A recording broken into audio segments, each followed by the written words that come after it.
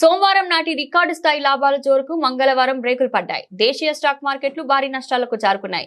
ఇన్వెస్టర్లు లాభాల స్వీకరణకు మొగ్గు చూపడంతో కీలక సూచీలపై సెన్సెక్స్, నిఫ్టీలు కుప్పకూలాయి. ముఖ్యంగా ఐటీ, ఫైనాన్షియల్ రంగ షేర్లలో అమ్మకాల ఒత్తిడి స్పష్టంగా కనిపించింది. నాలుగేళ్లలో అత్యుత్తమ సెషన్ను సోమవారం నమోదు చేసి భారత ఈక్విటీ సూచీలు మంగళవారం ట్రేడింగ్ లో మాత్రం భారీగా నష్టపోయాయి. ఉదయం 10 గంటల సమయానికి బీఎస్ఈ సెన్సెక్స్ 898.83 పాయింట్లు నష్టపోయి 81,531.07 వద్ద ట్రేడ్ అవుతుండగా ఎన్ఎస్ఈ నిఫ్టీ 225.50 పాయింట్లు క్షీణించి 24,699.20 వద్ద కొనసాగింది. సెన్సెక్స్ 30 షేర్లలో కేవలం 6 షేర్లు మాత్రమే లాభంలో ఉన్నాయి.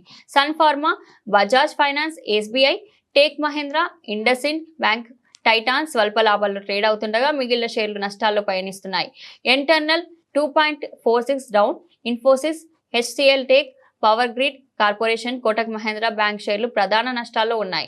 నిఫ్టీ 50లో కూడా ఇన్ఫోసిస్, ఎంటర్నల్, హిందాల్కో ఇండస్ట్రీస్, హెచ్సిఎల్ టెక్, పవర్ గ్రిడ్ షేర్లు ఎక్కువగా నష్టపోగా బిఈఎల్, డాక్టర్ రెడ్డిస్, జియో ఫైనాన్షియల్ సర్వీసెస్, సిప్లా, సన్ ఫార్మా షేర్లు లాభపడ్డాయి. రంగాల వారీగా చూస్తే నిఫ్టీ ఫార్మా సూచి 1.98%, హెల్త్ కేర్ సూచి 1.72%, పిఎస్యు బ్యాంక్ సూచి 1.88% చొప్పున లాభపడి టాప్ గెయినర్లుగా నిలిచాయి.